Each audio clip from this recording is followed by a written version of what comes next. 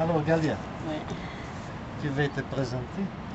Oui, je m'appelle Ghalia Djimi, bien il Ghalia Abdallah Mohamed. Je suis vice-présidente de l'association sahraoui de victimes de violations graves de droits de l'homme commises par l'État marocain. Et en même temps, je suis membre du comité des familles des disparus. Je suis aussi ex-disparu.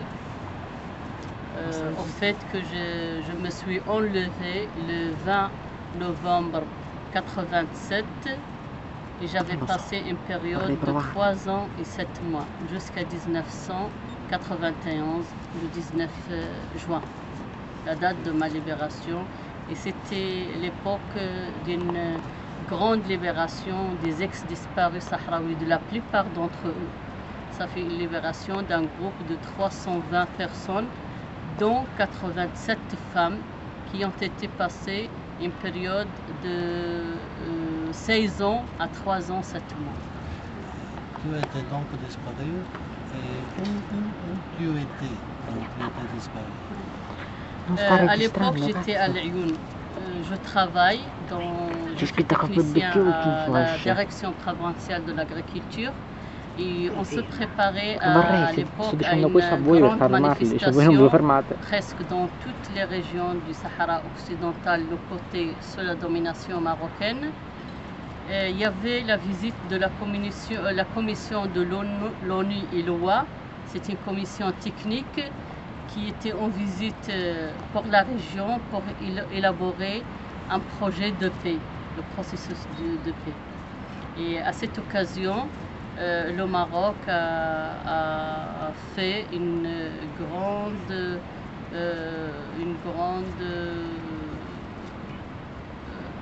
a exercé une grande force sur les citoyens sahraouis. Il y avait une grande disparition. Presque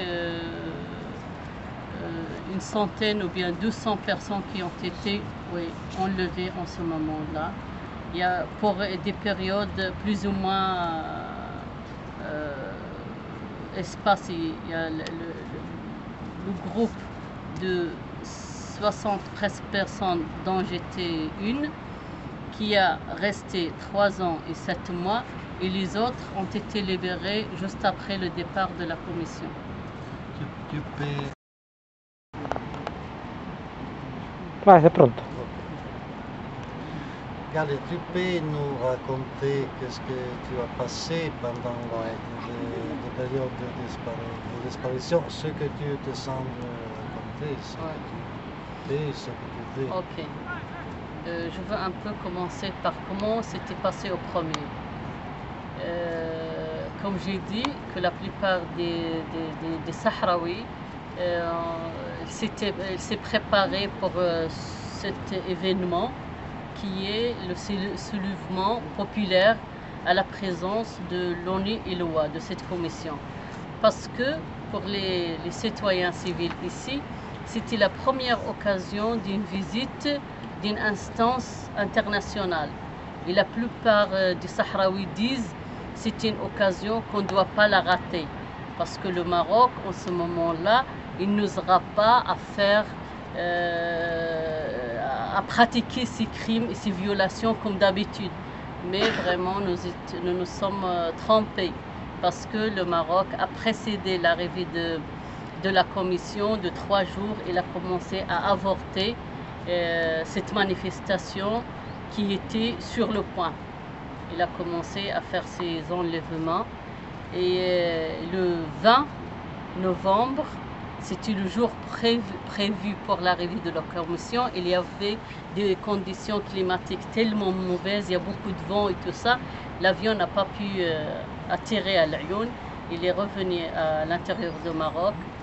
En ce jour-là, c'était un vendredi. J'avais travaillé à 3h30, j'étais dans mon bureau. Après un quart d'heure, il y a 2 messieurs qui entrent en civil, qui me cherchent et me disent nous voulons te parler pour 1 minute, eux deux.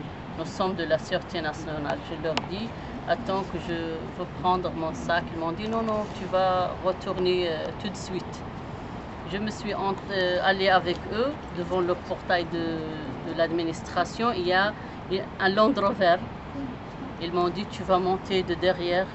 Quand je me suis montée, il y a un monsieur en civil aussi qui était derrière. Il m'a pris la tête et il me l'a baissé entre mes genoux et il a fait un bandeau sur mes yeux. Il a noué par derrière.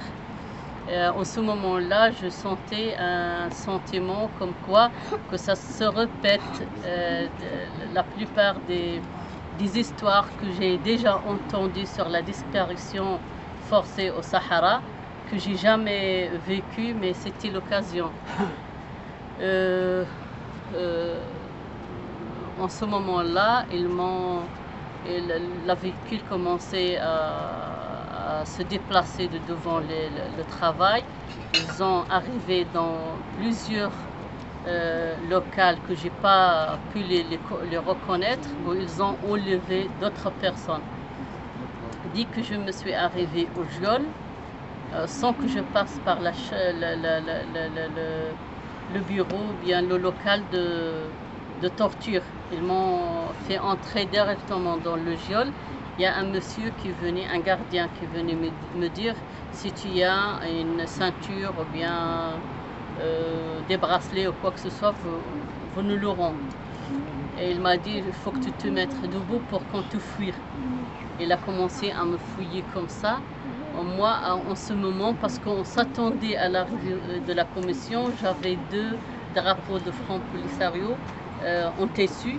L'un, je l'ai brandé dans mon pantalon par l'avant, un autre par l'arrière. Et j'ai une enveloppe où j'ai mis des tracts et une lettre que je vais la présenter à cette commission si jamais je trouve l'occasion. Je l'ai attachée sur ma jambe. Quand elle a commencé à me fuir, il a touché